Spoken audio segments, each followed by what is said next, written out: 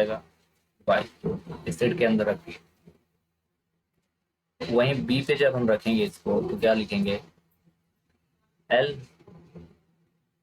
ओ Y और ए। तो दोनों में हमने देखा कि जो एलिमेंट है वो समान है, इसलिए हम यहाँ पे लिखेंगे ए इक्वल बी, यानी सेट ए जो है सेट बी के इक्वल है। भाई इस क्वेश्चन का यही करेक्ट आंसर होगा, बस इसी प्रकार से सॉल्व करना था। ठीक है, अब इसी का दूसरा क्वेश्चन, पहला हुआ, दूसरा क्वेश्चन क्या है, यदि ए इक्वल या ए इस प्रकार का समुच्चय है कि एन एलिमेंट जेड है और एन स्क्वायर लेस देन 4 है।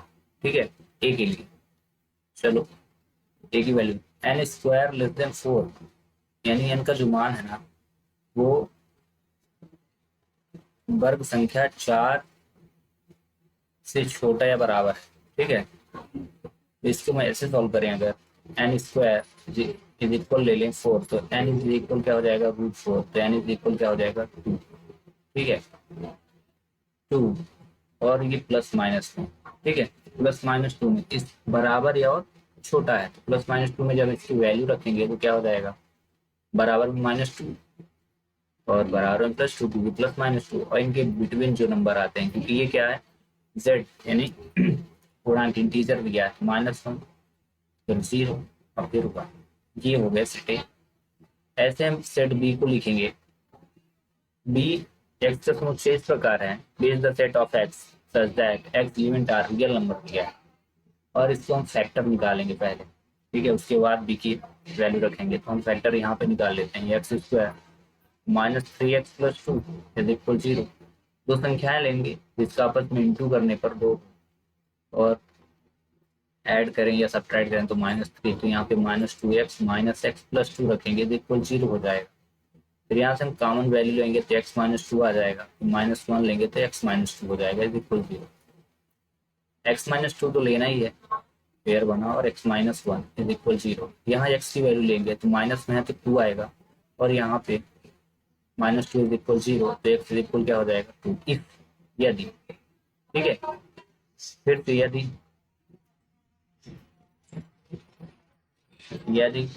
x -1 इज इक्वल 0, तो x इज इक्वल क्या हो जाएगा 1 हो जाएगा। ठीक है, ये जो सेट बी की वैल्यू आई है वो क्या हो रही है 1 और 2 हो रही है। ठीक है, ये हम सेट बिल्डर फॉर्म में हमने लिख दिया। देन हमको फाइंड आउट क्या करना है वो देखो, बोला है कि समान सेटों की जोड़ी है, कारण की समझाई लिखना, they are not equal to each other. उसका रीजन आप दिखा दो कि ए जो है ए के एलिमेंट -2 -1 0 और 1 और 2 है, जबकि बी के सेटों की जो वैल्यू है वो एलिमेंट है बी सेट में वो 1 2 है, तो A does not equal to B. बस ये दूसरा हो गया। क्वेश्चन नंबर 3 देखते हैं, दिए गए समुच्चय के वेन आरेख यानी वेन डायग्राम बनाइए। आपके जो बुक में वेन डायग्राम है वो थोड़ा इजी लेवल का है, लेकिन जो क्वेश्चन आया था या क्वेश्चन आया है और ये जो मैंने क्वेश्चन उठाया है वो थोड़ी हाई लेवल का है। क्या बोल रहा है कि A intersection bracket B union C निकालना है। इसके लिए आपको जब डायग्राम ड्रॉ करना है तो आपको सबसे पहले एक यूनिवर्सल सेट ड्रॉ करना है जो रेक्टेंगल रहेगा, ये यूनिवर्सल सेट है। और इसमें क्या बोल रहा, अगर मैं इसका अंदर क्रॉस मल्टीप्लाई करूं तो देखना ए इंटरसेक्शन बी हो जाएगा और ए इंटरसेक्शन सी, और दोनों को क्या हो जाएगा union, A intersection B union B intersection, मतलब एक दूसरे पे इंटरसेक्शन है। तो इसमें हम 3 सेट हैं, पहला ए हो गया और एक दूसरे पे इंटरसेक्शन है, ये दूसरा हो गया, और ये हो जाएगा तीसरा। इसको हम ए दे देंगे, ये बी हो जाएगा और ये C, because these set are intersect to each other, एक दूसरे को इंटरसेक्ट कर रहे हैं। तो इसमें जो इंटरसेक्टिंग पॉइंट है उसको आपको क्या करना है, लाइन से ड्रॉ करना है या कि इसको कलर कर देना। बस इतना आप जैसे ही करेंगे ना, बस इतना करते ही इस क्वेश्चन के सॉल्यूशन कंप्लीट हो जाएगा। अब आते हैं क्वेश्चन नंबर 4 पे। दिए गए समुच्चय के लिए वेन आरेख, वेन डायग्राम बनाइए। ठीक है, वेन डायग्राम बनाने के लिए इसको आप देखो क्वेश्चन नंबर 3 को, तो ए यूनियन बी, ये देखो ए इंटरसेक्शन बी हुआ, फिर ये यूनियन था, यूनियन लगाया, फिर ए इंटरसेक्शन सी, मतलब जो डायग्राम इसका है वही डायग्राम इसका बनेगा, मल्टीप्लाई किया गया, because these set are equal to each other, दोनों सेम है। तो यही डायग्राम, ये वाला डायग्राम क्वेश्चन नंबर 3 का भी है और 4 का भी होगा। ठीक है, अच्छे से समझ लेना। ये सभी क्वेश्चन जो थे, पहला क्वेश्चन चैप्टर फर्स्ट, दूसरा क्वेश्चन चैप्टर फर्स्ट, तीसरा क्वेश्चन भी चैप्टर फर्स्ट, चौथा तो फर्स्ट ही होगा। अब ये जो क्वेश्चन है ना, ये क्वेश्चन नंबर जो 5 है, ये सेकंड चैप्टर का है, तो बहुत इंपॉर्टेंट क्वेश्चन है और ये एग्जाम्पल का है। If you have given P is equal 1 2, then Cartesian product निकालना है P cross P cross P। चलो इसको सॉल्व करते हैं। कैसे सॉल्व करेंगे? क्वेश्चन नंबर 4, ठीक है, 4 नहीं 5 अब हम सॉल्व करने वाले हैं। ठीक है, तो 5 यहाँ रख लिए, where given the element of P 1 2। ठीक है, अब बोला P क्रॉस P, यानी 3 बार P निकालना है। तो पहली बार तो हम निकालेंगे P equal P cross P निकालेंगे।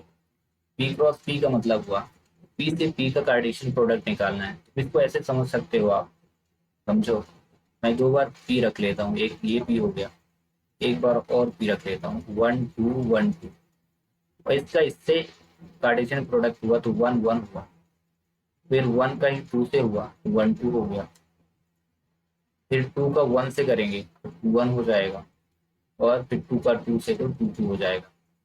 ये अभी जो आया है ये कार्टेशियन प्रोडक्ट जो है ना, ये किसका है? P क्रॉस P का। अभी हमको ट्रिपल क्रॉस निकालना है, यानी P cross P cross P, तो P क्रॉस P और क्रॉस P निकालेंगे, इक्वल करेंगे। अब यहाँ पे ध्यान रखना, ये तो क्रॉस हो गए, एक इससे करना है, तो हम ये दोनों को लेंगे और इससे कार्टेशियन प्रोडक्ट, तो क्या हो जाएगा 1 1 1, पहला हो गया। फिर से इसी का 2 से करेंगे हम, तो क्या हो जाएगा 1 1 और 2 हो गया, ये पहला हो गया। ठीक है, पहले के दोनों हो गए, ऐसे दोनों के दो निकालेंगे, तीसरे के दो निकालेंगे, और चौथे के भी ऐसे ही करेंगे। तो चलो अगले का 1 2 और ये वाला 1, फिर से 1 2 और ये वाला 2, ये दूसरे के हो गए। ठीक है, अब आगे करते हैं 2 1 पे, थर्ड पे आ गए 2 1 1, फिर 2 1 2। ध्यान रखिएगा इनके प्रोडक्ट इस दोनों का इस एक से, और इन्हीं दोनों का इस 2 से किया गया प्रोडक्ट। ठीक है, और लास्ट पे 2 2 का, पहले हम 2 बार 2 2 लिखेंगे 2 2, और फिर ये 1 का प्रोडक्ट करेंगे कार्टेशियन को, तो 1 आ गया। इसी प्रकार 2 2 और लास्ट का 2 कर देंगे, और इस प्रकार से ये आपका कार्टेशियन प्रोडक्ट बन के तैयार हो जाएगा। और P cross P cross P is equal क्या हो जाएगा 1 1 1 1 1 2 1 2 1 1 2 2 2 1 1 1 2 और 2 2 1 और 2 2 2। ठीक है, यहाँ पे कुछ नहीं है, यहाँ बोल आगे समझ में। अगर आपको समझ में आ गया तो अच्छी बात है। एक क्वेश्चन मैं दे देता हूँ आपको, P इज इक्वल, यदि P इज इक्वल 2 और 1 हो, ठीक है, तो आपको P क्रॉस P और क्रॉस P निकालना क्या आएगा। दिस इज फॉर यू, ये आपके लिए इंपॉर्टेंट क्वेश्चन है। 2.1 के जितने भी इस प्रकार से कार्टेशियन प्रोडक्ट है, ए क्रॉस ए या ए क्रॉस ए लिखे क्वेश्चन, इनको जरूर आज सॉल्व करके जाएं, क्योंकि एग्जाम में यही मचाने वाले हैं। ठीक है, अब आते हैं क्वेश्चन नंबर 6 पे। इट्स इंपॉर्टेंट क्वेश्चन, ठीक है, बहुत इंपॉर्टेंट क्वेश्चन। अब इसको करेंगे कैसे, देखिए पढ़े, फंक्शन दिया है। ठीक है, 2.1 जैसे ही कंप्लीट होगा, जैसे आप 2.2 में एंट्री करेंगे, तो काफी सारे फंक्शन के टाइप्स लिखे हैं, उनसे क्वेश्चन को जनरेट किया गया। ठीक है, पूछा गया, बनाया गया। बोल रहा है कि f the function of R belongs to R where y is equal f x is equal x square, then x element R, इसका ग्राफ आपको बनाना है। बोल रहा है कि एक्स एलिमेंट आर है, यानी एक्स की जो वैल्यू है ना, वो क्या है, रियल नंबर है। और रियल नंबर में आपके सभी वैल्यू आती हैं, और चाहे वो रेशनल हो या इरेशनल हो, ठीक है, या इंटीजर हो, सभी को हम रखेंगे। तो पहले इसकी हम वैल्यू को फाइंड करते हैं। y is equal f x, और इज इक्वल क्या लिखा है एक्स स्क्वायर, तो हम इसको लिख लेते हैं F x is equal x square. अब यहाँ पे हम वैल्यूज रखेंगे, ठीक ना। जैसे हमने रखा 1 रख लेते हैं, ठीक है, 1 का स्क्वायर करेंगे, 1 स्क्वायर इज इक्वल 1। फिर ऐसे ये +1 था, ठीक है, -1 को सॉल्व कर लेंगे हम, तो क्या हो जाएगा, -1 का स्क्वायर कितना आ जाएगा, -1 का भी स्क्वायर 1, क्योंकि 2 बार मल्टीप्लाई माइनस माइनस प्लस हो जाएगा। इसी प्रकार से कंटिन्यू जितने वैल्यू आप चाहें उतने निकाल सकते हैं, ठीक है। तो 1 का, और मैं एक 2 का निकाल लेता हूँ, ठीक है। अब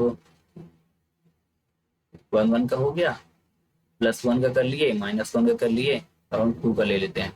2 का, तो 2 का स्क्वायर कितना हो जाएगा, 2 का स्क्वायर 4, और फिर -2 का भी हम कर लेते हैं, -2 का इज इक्वल, फिर क्या हो जाएगा, -2 का स्क्वायर भी करेंगे तो 4, ठीक है। ये आ गई। अब यहाँ जो फंक्शन बना है उसको अच्छे से देखें, अगर हम इसको ग्राफ में अगर डिजाइन करते हैं, ठीक है, तो उसके लिए सबसे पहले तो आपको जो आपने सॉल्व किया इसमें देखो, ऐसे इसमें यहाँ पे कितने लिया वैल्यू, 1 2 3 और 4 वैल्यू लिया, ठीक है। तो 1 2 3 और 4 बना लिया, ठीक है। यहाँ पे x ले लिया, यहाँ पे y, मैंने 1 जब लिया तो 1 आ रहा, -1 लिया तो भी 1 आ रहा, जब मैंने +2 लिया तो 4 आ रहा था, लेकिन जब मैंने -2 लिया तो भी 4 आ रहा, ठीक है। ये आ गया। अब इसको ग्राफ में ड्रॉ करना है, तो सबसे पहले आपको ग्राफ बनाना है। आपने क्लास 9 चैप्टर 3.2 में यदि अच्छे से पढ़ा हो, अदरवाइज आप क्लास 11 पढ़ ही रहे हैं चैप्टर 3 पे, 3.2 पे कोऑर्डिनेट अच्छे से पढ़ा हो, आल शुगर टी एंड कॉफी, तो भी आपसे ये क्वेश्चन बन जाएगा। ग्राफ ड्रॉ करते तो यहाँ पे x और यहाँ x dash, y y dash, otherwise आप क्लास 10th में ही पढ़े होंगे, ठीक है। ये हो गया। इसके बाद इसमें हम नंबरिंग करेंगे। ये ओरिजिन हुआ, मूल बिंदु, इसके कोऑर्डिनेट आपको पता है 0 0 होते हैं, नहीं पता तो जान भी ले। यहाँ पे हम +1 रखेंगे, +2 रखेंगे, +3, क्योंकि मैक्सिमम वैल्यू हमारे पास 4 तक है, x में 2 तक है, y में 4 तक है, तो मैं x को चलो इतना कर दिया। ऐसे इधर में ले लेता हूँ, -1 -2 -3। सिमिलरली यहाँ पे y की वैल्यू को हम 4 तक इंक्रीज करेंगे, 1 2 3, और यहाँ पे 4 है तो हम 5 तक खींचेंगे, इसको यहाँ कर देते हैं, ठीक है, 4, इसके बाद ये 5 कर देंगे, ठीक है। ये ऐसे यहाँ पे भी करेंगे हम, ठीक है। 1 मिनट,